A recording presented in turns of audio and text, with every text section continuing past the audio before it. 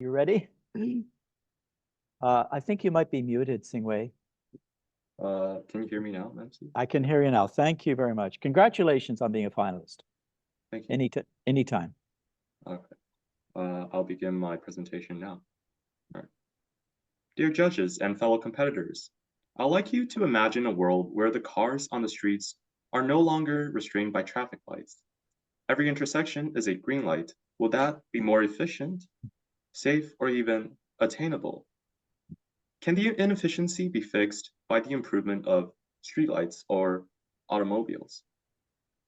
Thank you so much to the committee, judges, and all speakers for your amazing efforts to make this happen. I go by William, and today I'm thrilled to share to you all my research, opinions on the impact of AI and machine learning. Specifically, in this presentation, I will be focusing on their role in reducing traffic and emissions.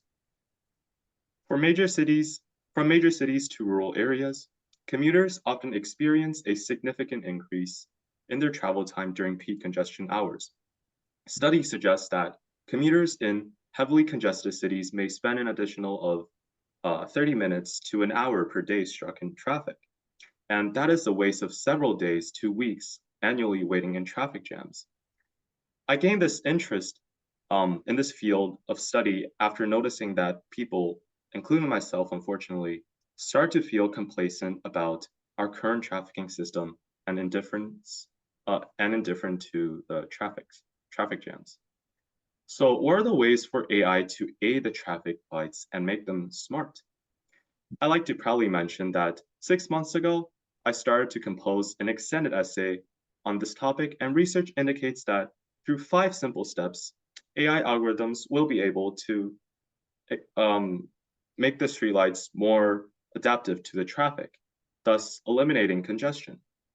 Just to briefly explain the process, first, traffic sensors collect data from the traffic flow, including vehicle count, speed, and direction. Then algorithms and find patterns in the traffic data.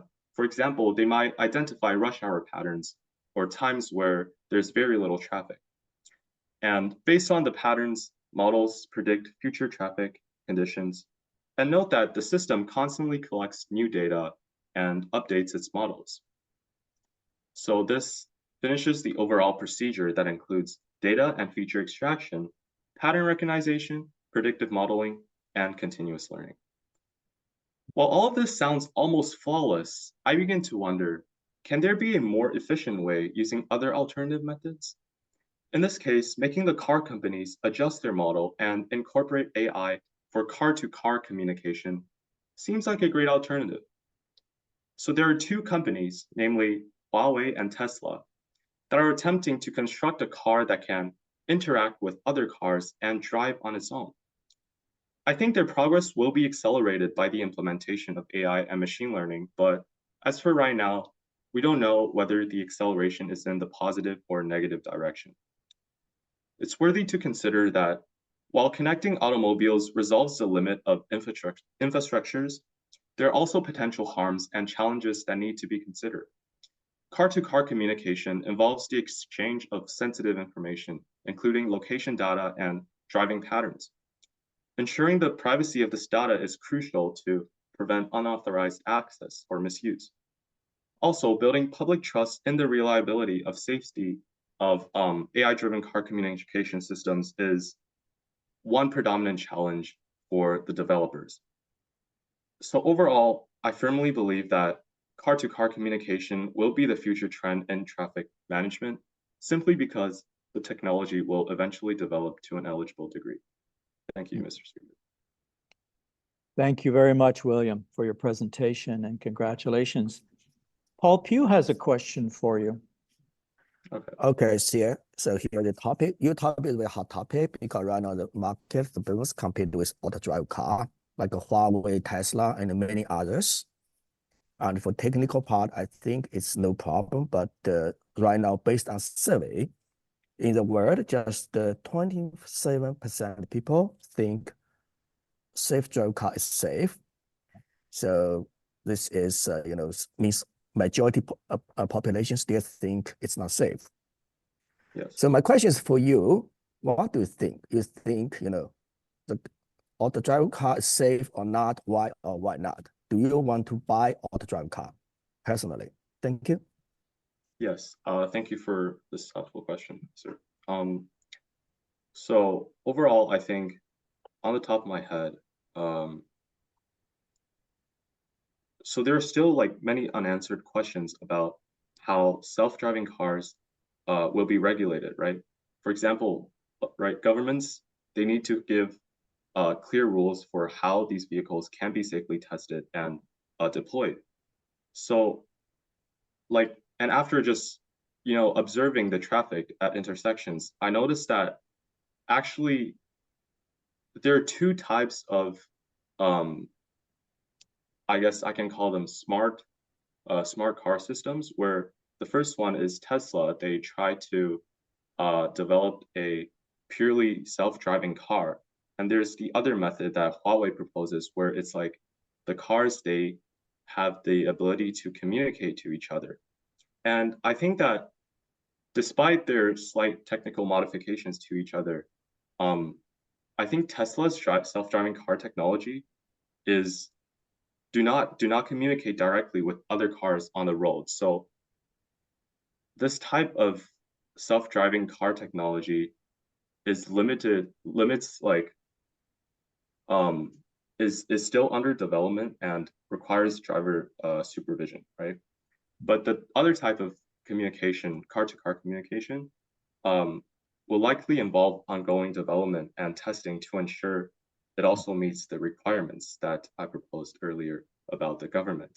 So, and lastly, I just want to mention two challenges that these cars are still facing.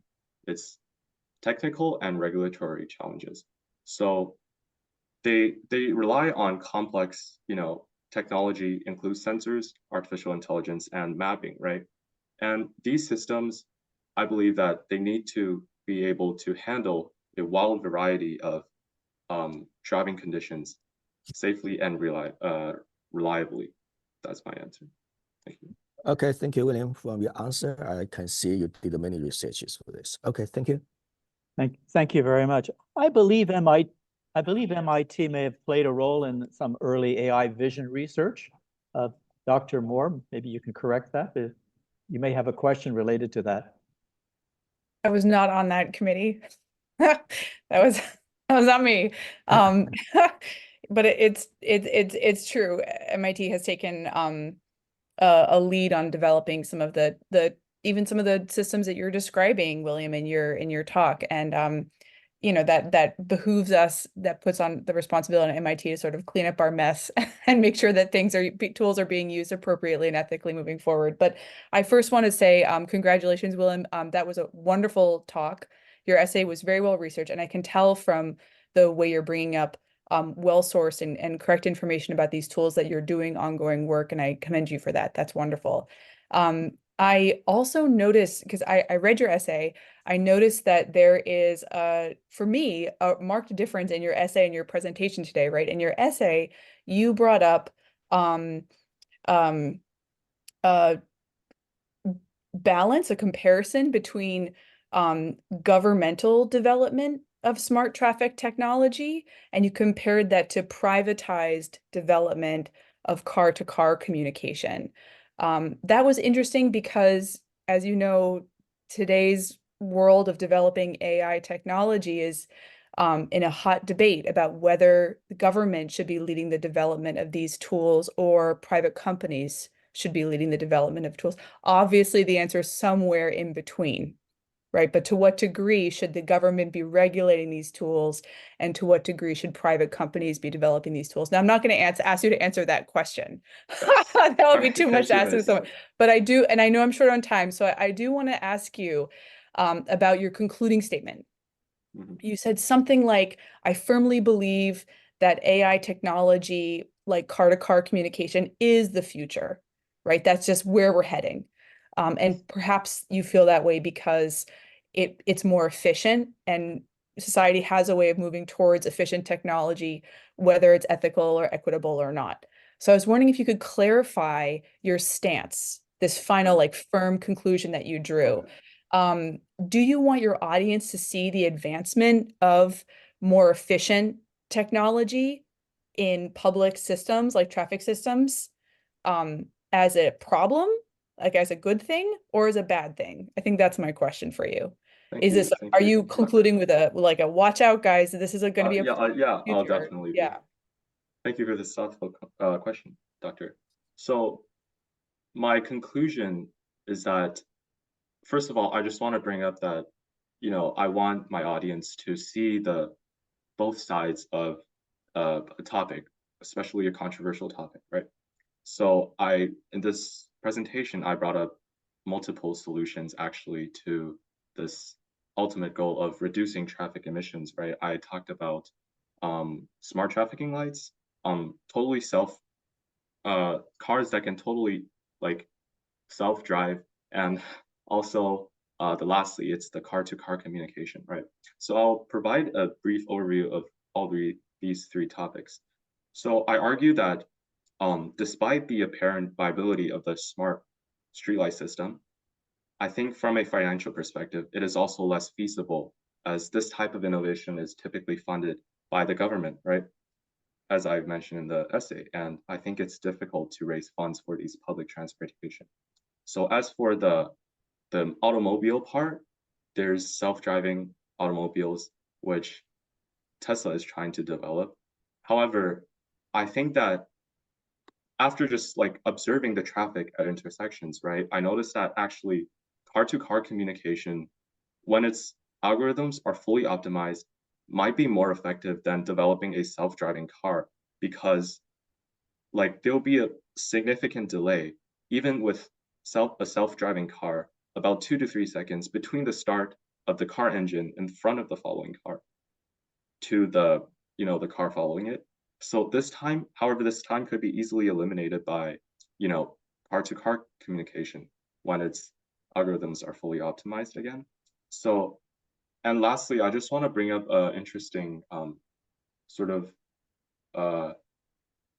comparison, right? It's like we can almost imagine car-to-car communication as the internet, right? Where the World Wide Web connecting every pieces together for great efficiency. So it's promoting efficiency, but at the expense of security.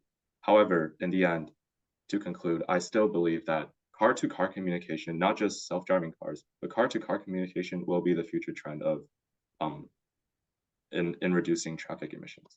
Yeah. Thank you for that answer. Thank you very much for the question.